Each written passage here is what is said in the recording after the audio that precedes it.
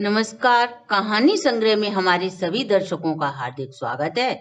दर्शकों, आज हम आपको इस वीडियो के माध्यम से घर की आर्थिक स्थिति ठीक करने अर्थात घर की दरिद्रता का नाश करने वाले सभी बिगड़े कार्यों को बनाने वाले दशा माता का व्रत की संपूर्ण विधि आपके लिए लेकर आए हैं। यह व्रत चैत्र कृष्ण पक्ष की दशमी को किया जाता है अर्थात होली के 10वें दिन यह व्रत किया जाता है। यदि आपके घर की स्थिति अच्छी नहीं है, घर में कोई न कोई समस्या बनी रहती है, तो आप इस व्रत को अवश्य करें। इससे पहले अगर आप हमारे चैनल पर नए हैं तो सब्सक्राइब करें, वीडियो को शेयर एंड लाइक अवश्य करें। संपूर्ण जानकारी के लिए वीडियो को अंत तक जरूर देखें। दर्शकों, घर की आर्थिक स्थिति को सुदृढ़ करने के लिए दशा माता यानी कि भगवती की पूजा करने के लिए महिलाएं गले में एक सूत्र जिसे हम धागा कहते हैं वह बांधा जाता है ताकि घर परिवार में शांति और सुख समृद्धि बनी रहे। यदि हमारे जीवन में ग्रहों की दशा खराब हो तो अनेकों बाधाएं हमारे घर में उत्पन्न हो जाती हैं। इन्हीं संकटों से उबारने वाला दशा माता का यह व्रत है।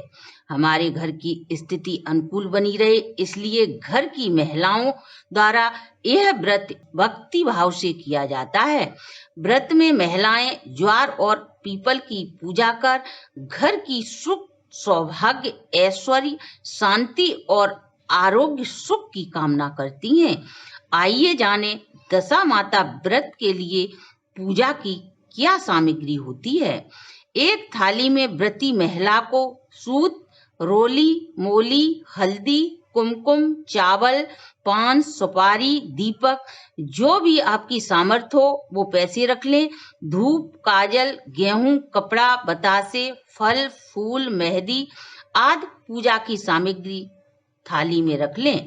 कच्चा सूत लें, उसमें 10 गांठें लगा लें। इस धागे को दशा माता का धागा कहते हैं। इस धागे को हल्दी से रंग लें।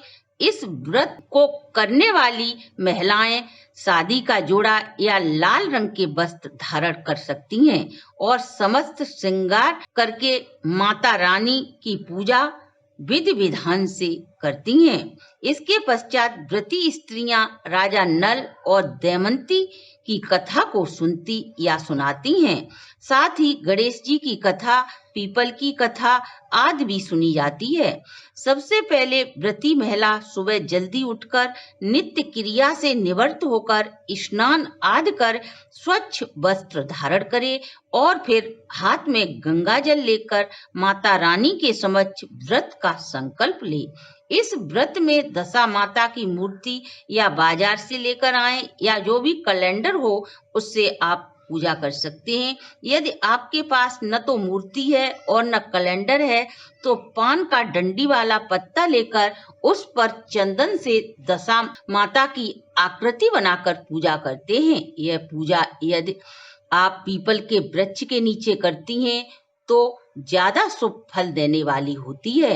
यदि आपके घर के पास पीपल का वृक्ष नहीं है तो आप इस पूजा को घर पर ही कर सकती हैं। जब आप दशा माता की पूजा करें तो माता के चित्र के पास कुमकुम, काजल और मेहंदी की 10-10 बिंदी अवश्य लगाएं। भोग के रूप में नैवेद्य चावल आदि जो भी आपके यहाँ चढ़ाया जाता है उसे अवश्य चढ़ाएं। कच्चे सूत का धागा बांधकर सुख सौभाग्य व मंगल की कामना करते हुए पीपल के वृक्ष की परिक्रमा लगाएं। परिक्रमा लगाने के बाद पीपल के वृक्ष को चुनरी उड़ाई जाती है। व्रती महिलाएं गेहूं की 10 मुट्ठी लेकर एक गेहूं की ढेरी बना लें। उस ढेरी पर गुड़, लड्डू, हलवा, मीठा रोट आदि का भोग जो व्रती स्त्रियां 10 गेहूं की ढेरी बनाती हैं उस पर रखा जाता है।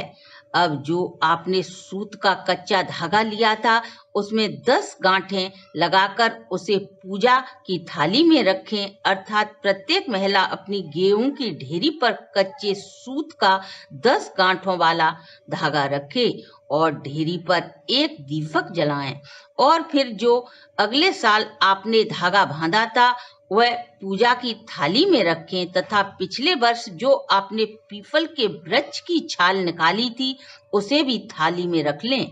धूप दीप अगरबत्ती लगाएं और दशा माता की आरती करें।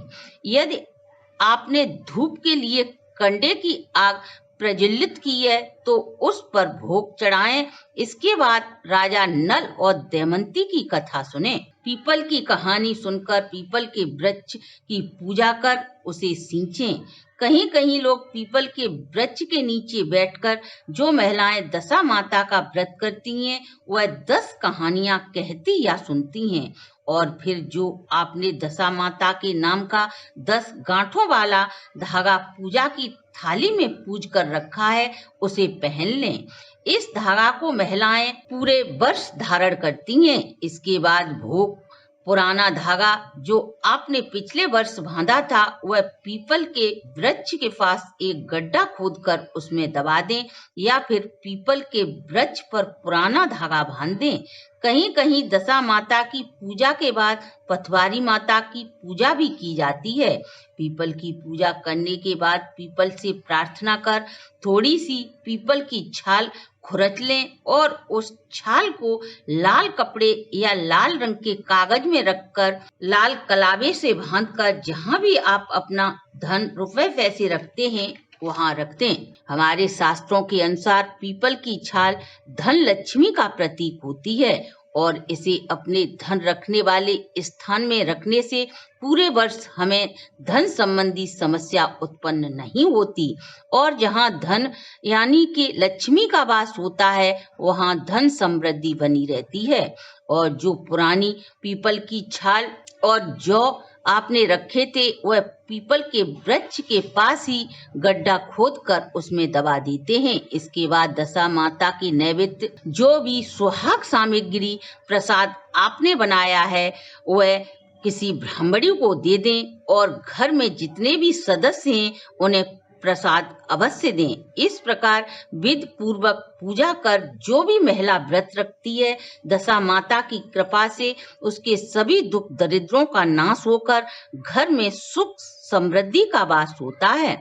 दशा माता के व्रत के लिए क्या नियम है आइए जानें। दर्शकों, वैसे तो ये व्रत जीवन पर्यंत किया जाता है। प्रत्येक वर्ष कोई भी स्त्री इस व्रत को बूढ़ी हो या जवान, सुहागिन हो या विधवा, कोई भी अपने घर की समृद्धि के लिए यह व्रत रख सकती है।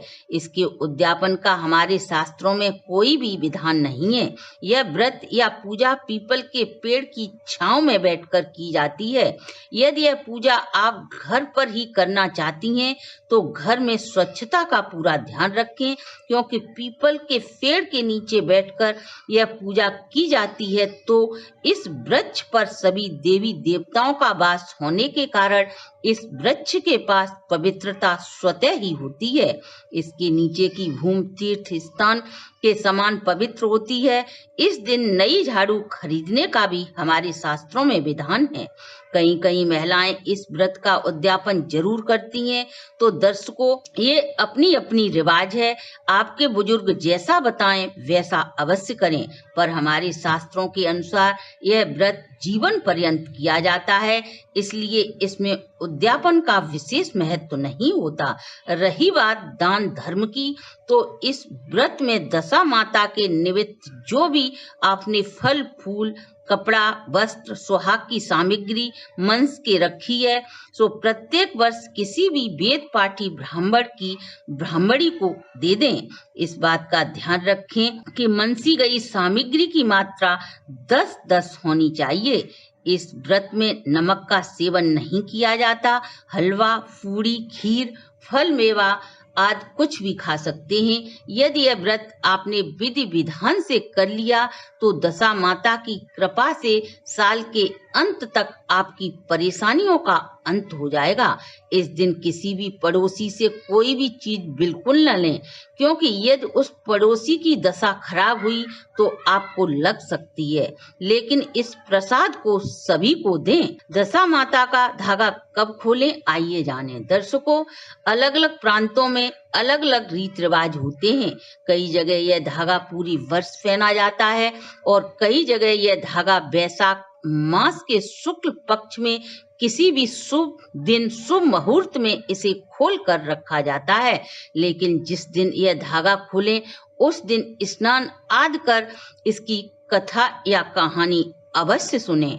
अगले वर्ष यह धागा व्रत कर खोलें और पीपल के वृक्ष की जड़ में दबाकर व्रत कर दूसरा दशा माता का धागा बांधें। दर्शकों, ये थी हमारी आज की प्रस्तुति।